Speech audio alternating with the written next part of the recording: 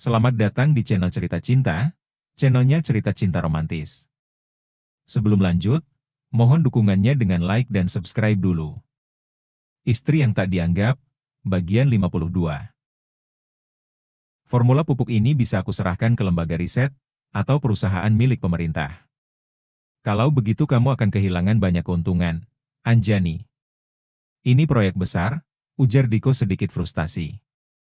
Tak masalah, yang penting aku tidak kehilangan seseorang, yang selalu ada untukku ketika semua orang menutup mata.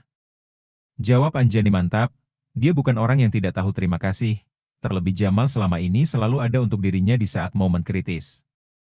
Anjani, jangan bodoh. Masa kamu mau hancuri masa depan kamu cuma karena seorang kriminal? Bentak Diko nadanya meninggi. Kenapa kamu yang jadi marah? Hah? Anjani membalas tak kalah geram. Kamu harus menjauh dari Jamal, dan ini perintah. Seru Diko sambil mencoba meraih tangan Anjani. Anjani cepat menghindar, matanya menyala penuh amarah. Jangan sentuh aku. Jangan kurang ajar. Bentaknya tajam. Aku bukan orang yang suka ditolak, Anjani. Aku udah kasih kamu waktu berhari-hari buat mikir. Tapi nyatanya, kamu tetap pilih dia. Diko membalas, nadanya mulai tak terkendali. Lo siapa yang nyuruh nunggu? Hah? Lo pikir gue minta? Balas Anjani sengit. Ini buat kebaikan kamu. Buat masa depan kamu. Aku udah punya banyak perusahaan. Sementara kamu? Kamu pintar, iya, tapi belum punya apa-apa. Kenapa kamu ngotot bertahan sama seorang kriminal, Anjani? Diko mencoba merasionalisasi amarahnya. Maaf, Pak Jamal gak pernah kasar sama aku, dan aku lebih percaya dia daripada kamu. Anjani berseru, suaranya bergetar karena emosi. Anjani, Diko membentak lebih keras. Jangan bentak dia, sebuah suara tenang namun dingin memotong suasana. Anjani menoleh, Rizky gumamnya pelan. Siapa lo? Orang udik nyasar? Ucap Diko melirik tajam ke arah pria berpeci, dan mengenakan pangsi yang kini berdiri di dekat mereka. Kalau kamu menghina pangsi, berarti kamu menghina budaya sendiri. Ini pakaian khas Indonesia, ucap Rizky tetap tenang. Ah, pakaian kayak gitu gak penting. Dan lo gak usah ikut campur urusan gue. Diko mendesis. Ini jadi urusanku, kalau kamu kasar sama Anjani. Lo tahu gak lo lagi hadapin siapa? Hah? Ucap Diko tertawa sinis. Aku lagi hadapin Bandros Kaleng, yang cuma berani main tangan sama perempuan. Jawab Rizky menyeringai santai. Kurang ajar. Diko langsung melayangkan pukulan. Namun Rizky dengan gesit menghindar. Diko menendang, tapi Rizky kembali menghindar. Tendangan Diko malah menghantam meja di belakang mereka, membuat gelas dan piring berjatuhan, dan jadi pusat perhatian orang di kafe itu. Diko makin terbakar emosi. Ia kembali menyerang, tapi Rizky terus menghindar dengan mudah. Cepat, Ki. Aku lapar. Seru Anjani dari belakang kesal. Rizky menoleh sejenak tersenyum sinis. Iya, sebentar lagi selesai. Diko menerjang lagi, namun kali ini Rizky mendahului.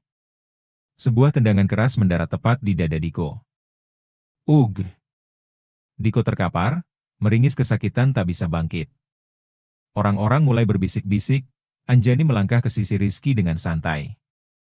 Ayo kita makan, biar si sombong itu merenungi kelakuannya. Rizky mengangguk. Keduanya pergi meninggalkan Diko yang tergeletak, kalah bukan hanya karena kekuatan, tapi karena tak punya harga diri di mata seorang perempuan yang berani. Anjani mencoba menelpon Jamal, tapi layar ponselnya hanya menampilkan tulisan tidak aktif. Ia menghela napas pelan menahan kecewa. Kenapa, nih? Tanya Rizky sambil mendekat. Pak Jamal, ponselnya nggak aktif, jawab Anjani suaranya dingin. Rizky mengangguk pelan. Ya udah, pulang bareng aku aja. Anjani melipat tangannya di dada. Gak mau, nanti pacar kamu marah. Rizky mengernyit, heran. Pacar? Aku nggak punya pacar, Anjani. Aku cuma punya calon istri, dan itu kamu. Anjani mendengus kesal, bohong besar. Kamu kenapa sih? Tanya Rizky bingung. Tiba-tiba, seorang perempuan muda berpenampilan modis datang menghampiri mereka dengan langkah ceria. Kakak kemana aja sih? Kok ninggalin aku sendirian? Ucap perempuan itu manja sambil menggandeng lengan Rizky. Anjani mendongak senyumnya sinis. Cia. Kakak ya? Rizky tertawa canggung. Ini aku lagi dimarahi sama calon istriku. Nih. Mata Anjani membulat. Dalam hati ia menggerutu, cih. Percaya diri banget orang ini. Perempuan itu menatap Anjani dengan mata berbinar. Astaga. Jadi ini ya Kak Anjani? Kak Anjani yang bikin Kak Rizky kayak orang gila? Seharian cuma lihatin HP, nungguin balasan dari kakak. Ia meraih tangan Anjani dengan ramah. Jadi, kamu adiknya Rizky? Tanya Anjani hati-hati. Hahaha. Kakak pasti nyangka aku pacarnya, ya? Aku ini adik kandungnya Kak Rizky, namaku Ratih. Salam kenal, Kak Anjani. Anjani tersenyum kikuk, dalam hati ia mengutuk dirinya sendiri. Ya ampun, kenapa aku malah salah sangka? Bodohnya aku. Aduh, Kak aku ada meeting dulu, ya? Lain kali aku main ke rumah kakak, pamit Ratih sambil tersenyum ramah. Anjani menatapnya dan mengangguk pelan. Iya, hati-hati ya, Ratih. Dalam hati, Anjani merasa senang. Meski penampilan Ratih begitu modis dan terlihat dari kalangan atas, tapi ia sama sekali tidak sombong, apalagi merendahkan orang lain, justru ia hangat dan sopan. Anjani lalu menoleh ke Rizky yang sejak tadi diam. Kenapa kamu diam aja? Tanyanya heran. Rizky menatapnya dengan senyum tipis. Jadi ini alasan kamu bersikap dingin ke aku ya? Karena kamu kira Ratih itu pacarku? Anjani menghela napas. Udahlah lupakan, semua sudah jelas. Rizky tersenyum lebar, membuat Anjani memicingkan mata. Kenapa senyum-senyum sendiri kayak orang gila? Ucap Anjani ketus. Aku cuma senang. Ternyata kamu cemburu juga sama aku, jawab Rizky santai. Percaya diri banget, sih. Anjani berpaling tapi pipinya merona. Ayo kita pulang, ajak Anjani sambil berdiri. Ayo sayang, balas Rizky santai. Anjani memutar mata malas, tapi sudut bibirnya tak bisa menahan senyum kecil.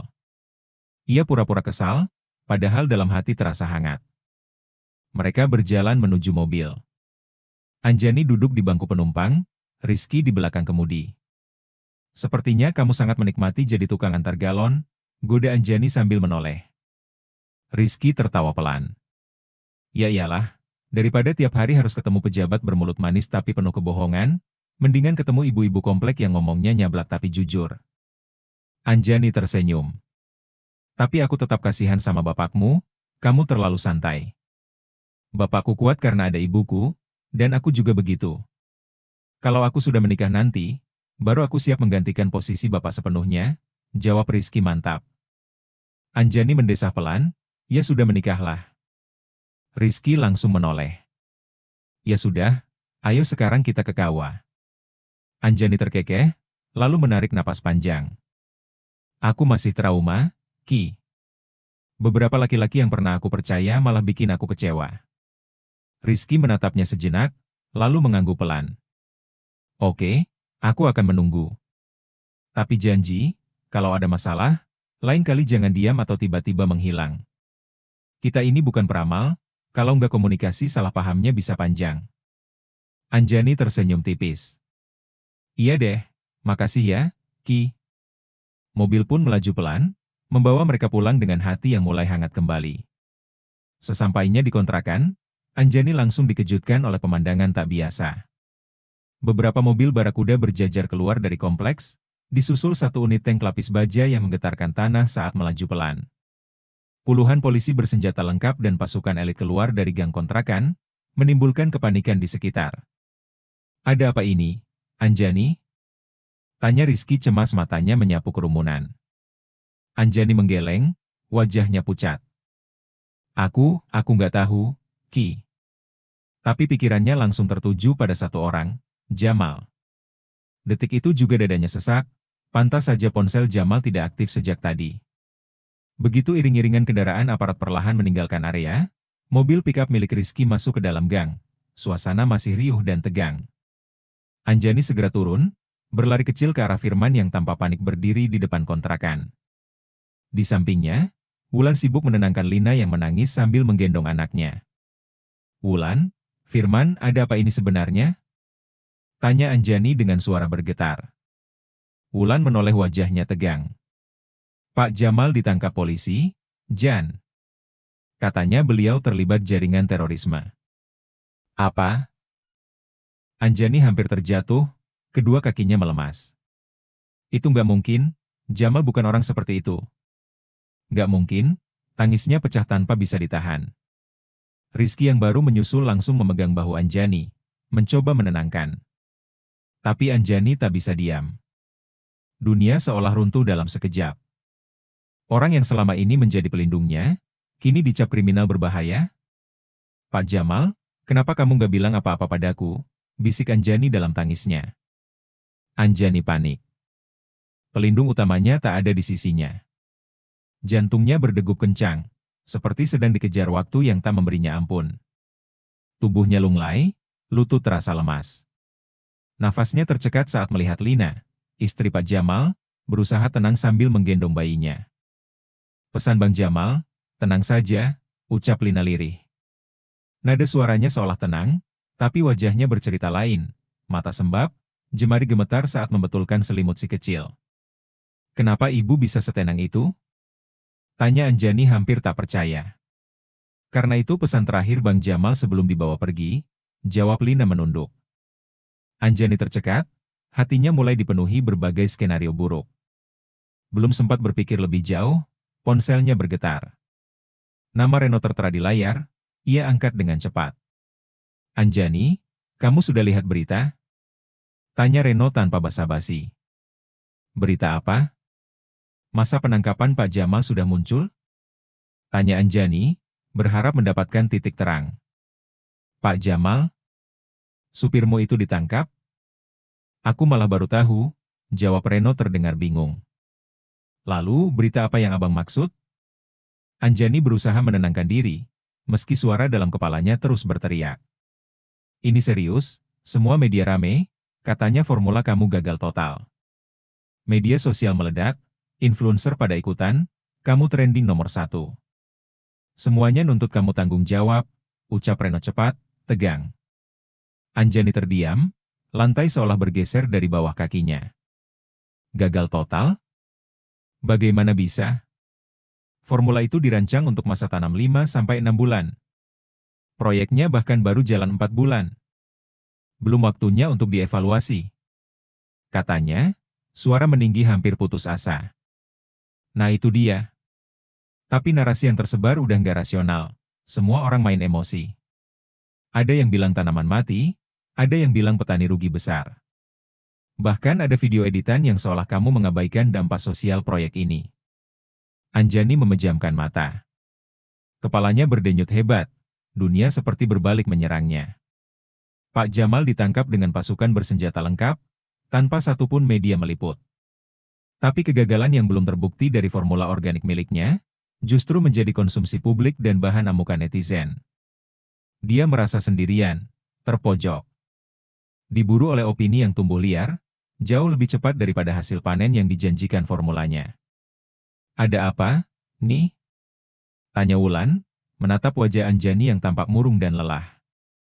Kekhawatiran jelas tergambar di wajahnya. Anjani duduk di sudut sofa. Memeluk lututnya sendiri, suaranya nyaris bergetar. "Kenapa masalahku nggak kunjung selesai?" bisiknya lirih nyaris menangis. "Ada apa, Anjani?" tanya Rizky pelan. Ia duduk di sebelahnya berusaha memahami, tapi tidak tahu harus mulai dari mana. Anjani menoleh ke mereka berdua. Wajahnya pucat, nafasnya berat. Kalian udah lihat media sosial belum?" tanyanya lirih. Serempak, Wulan dan Rizky merogoh ponsel mereka. Butuh beberapa detik sebelum wajah keduanya berubah tegang. Ini gila, Anjani, kata Rizky. Banyak banget aku nyerang kamu. Kayaknya para pengusaha yang selama ini diuntungkan dari pupuk lama mulai gerah. Iya, ini bukan cuma serangan iseng. Ini terorganisir, tambah Wulan. Bersambung.